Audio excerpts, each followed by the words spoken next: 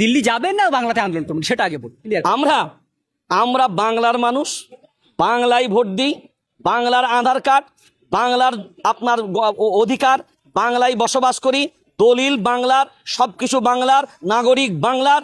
আর আমাদের সার্বিক আন্দোলন এটা গণতান্ত্রিক আন্দোলন। আমাদেরকে হার হালতে এই গণতান্ত্রিক অধিকার কেউ কেড়ে নিতে পারে না। আমাদের আন্দোলন বাংলার মাটিতেই চলবে। আজ ওয়াকফ নিয়ে বলছেন, তো বাংলার যদি ওয়াকফ নিয়ে বলা হয় তাহলে প্রথম বাংলার মাননীয় মুখ্যমন্ত্রীকে বলবো, আপনি বাংলার যে সমস্ত ওয়াকফ প্রপার্টিগুলো, বাংলার যে সমস্ত ওয়াকফ সম্পত্তিগুলো বেদখল হয়ে আছে, যার নিরাপত্তা সুনিশ্চিত হয়নি, আপনি প্রথম আপনার জায়গা থেকে সার্ভে করুন, ওয়াকফ বোর্ডটাকে সুন্দরভাবে সাজান এবং এই বাংলার প্রত্যেকটা যে ওয়াকফ প্রপার্টি আছে সেইগুলোর নিরাপত্তা আপনি প্রথম সুনিশ্চিত করুন। তারপরে আমাদেরকে বলবেন যে বাংলার মাটিতে ওয়াকফ নিরাপদে রয়েছে। 70% বাংলার ওয়াকফ প্রপার্টি বেদখল হয়ে আছে। বাংলার প্রশাসন উদ্যোগ নিক, আমরা স্বাগত জানাবো, সাধুবাদ জানাবো। তখন আপনার কথা সার্থক হবে যে আমি বাংলার মুসলমানদের জন্য, বাংলার মানুষের জন্য আমি কিছু করেছি, তাদের পাশে আছি, তাদের পাশে থাকি। তখন আমরা জানবো। শুধু বক্তব্য রেখে ছেড়ে দিয়ে আর বাংলার ওয়াকফ সম্পত্তিগুলোই বেদখল হয়ে আছে, লুটে পুটে খাচ্ছে, সেইগুলো আগে সুনিশ্চিত করুন। আমরা ওয়েলকাম, সাধুবাদ জানাবো। ক্ষোভে ফুঁসছে বাংলার মুসলিম সম্প্রদায়। মুখ্যমন্ত্রী বলেছেন যে ওয়াকফ আন্দোলন করতে হলে চলে যেতে হবে দিল্লিতে। দিল্লিতে যান, বাংলাতে হবে না। যদি কেউ ওয়াকফ নিয়ে গোলাগুলি করে তাহলে আমার থেকে বড় শত্রু কেউ হবে না। মুসলিম সম্প্রদায়ের মানুষ হুঁশিয়ারি মনে করছেন। আর এই বিষয়ে কথা বলবো, আমার সঙ্গে রয়েছেন শেখ সিদ্দিকুল্লাহ সাহেব। কিভাবে দেখছেন বিষয়টাকে নিয়ে? দেখেন, এই মুহূর্তে বাংলার মুসলিম সম্প্রদায়ের মানুষরা কোনোদিন মাননীয় মুখ্যমন্ত্রীর কাছ থেকে এই ধরনের আশাবাদী ছিল না।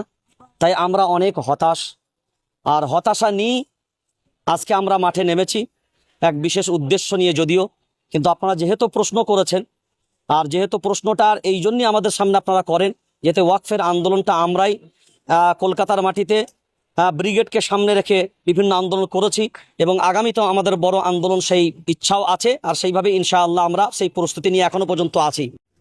এখন এটা বাংলার মাটিতে যদি বাংলার মাননীয় মুখ্যমন্ত্রী কথা বলে থাকেন যে আন্দোলন দিল্লি গিয়ে করতে হবে, আমি একটা জিনিস বুঝে উঠতে পারছি না।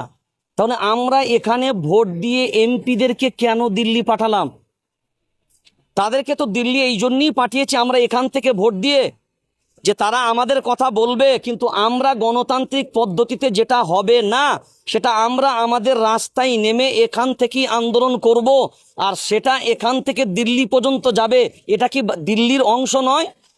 আর আমাদেরকে পশ্চিমবঙ্গের মানুষদেরকে দিল্লি যেতে হবে কেন? যদি প্রত্যেক রাজ্যের মানুষ বলে তাহলে এই ব্যাপারে আন্দোলন করতে শুধু দিল্লি যেতে হবে, তাহলে কোনো ব্যাপারে আন্দোলন বাংলার মাটিতে হবে না। তাহলে তিনি মনে করছেন ওয়াকফের আন্দোলন, অন্যান্যরা অন্যান্য আন্দোলন কেন করবেন? তাহলে আন্দোলন করার জন্য তাহলে সরকার একটা নির্দিষ্ট দিক দিয়ে দিক যে বাংলার মাটিতে কোনো আন্দোলন হবে না।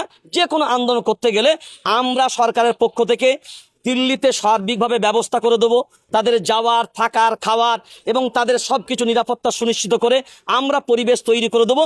শুধু আন্দোলনটা এখানকার মানুষ গিয়ে সেখানে করবে। তাহলে আমাদেরকে তারা দিয়ে দিক, আমাদেরকে নিরাপত্তা দিয়ে আমাদেরকে সার্বিক পরিবেশ পরিস্থিতি তৈরি করে দিক। আমরা বাংলার মাটিতে করব না।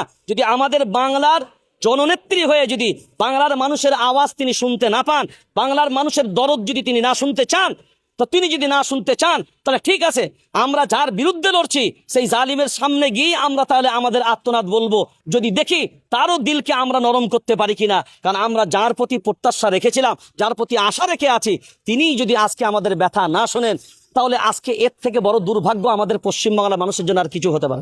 দিল্লি যাবেন না বাংলাতে আন্দোলন করবেন সেটা আগে বলুন। আমরা বাংলার মানুষ, বাংলায় ভোট দিই, বাংলার আধার কার্ড, বাংলার আপনার অধিকার, বাংলায় বসবাস করি, দলিল বাংলার, সবকিছু বাংলার, নাগরিক বাংলার। আর আমাদের সার্বিক আন্দোলন এটা গণতান্ত্রিক আন্দোলন। আমাদেরকে হার হালতে এই গণতান্ত্রিক অধিকার কেউ কেড়ে নিতে পারে না। আমাদের আন্দোলন বাংলার মাটিতেই চলবে। আজ ওয়াকফ নিয়ে বলছেন, তো বাংলার যদি ওয়াকফ নিয়ে বলা হয় তাহলে প্রথম বাংলার মাননীয় মুখ্যমন্ত্রীকে বলবো, আপনি বাংলার যে সমস্ত ওয়াকফ প্রপার্টিগুলো, বাংলার যে সমস্ত ওয়াকফ সম্পত্তিগুলো বেদখল হয়ে আছে, যার নিরাপত্তা সুনিশ্চিত হয়নি, আপনি প্রথম আপনার জায়গা থেকে সার্ভে করুন, ওয়াকফ বোর্ডটাকে সুন্দরভাবে সাজান এবং এই বাংলার প্রত্যেকটা যে ওয়াকফ প্রপার্টি আছে সেইগুলোর নিরাপত্তা আপনি প্রথম সুনিশ্চিত করুন। তারপরে আমাদেরকে বলবেন যে বাংলার মাটিতে ওয়াকাফ নিরাপদে রয়েছে। 70% বাংলার ওয়াকাফ প্রপার্টি বেদখল হয়ে আছে।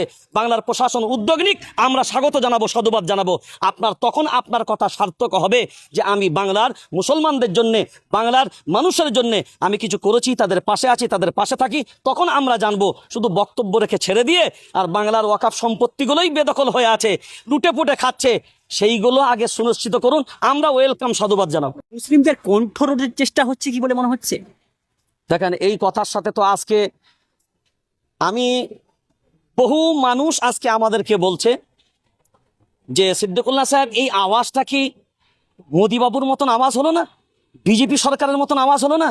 বিজেপি যেভাবে পার্লামেন্টে দাঁড়িয়ে অমিত শাহ যেভাবে হুঙ্কার দিয়ে বলেছিল যে এই আইন পাশ হয়ে যাবার পরেও কারোর বিরোধিতা করার অধিকার নেই, তাহলে বাংলার মাটিতে মাননীয় মুখ্যমন্ত্রী যখন এই কথা বলছে যে এই বাংলার মাটিতে এই ওয়াকাফ আন্দোলন করার অধিকার নেই, তাহলে ওখানকার পার্লামেন্টের আওয়াজ আর বাংলার আওয়াজ, দুটো আওয়াজ তো আমরা একই রকম পাচ্ছি। এটা আমরা খুব হতাশ, আমরা খুব নিরাশ। আমরা এই আশা, এই প্রত্যাশা আমরা কোনোদিন করিনি। এটা বাংলার মানুষের জন্য, বাংলার মুসলমানের জন্য এটা দুর্ভাগ্যজনক।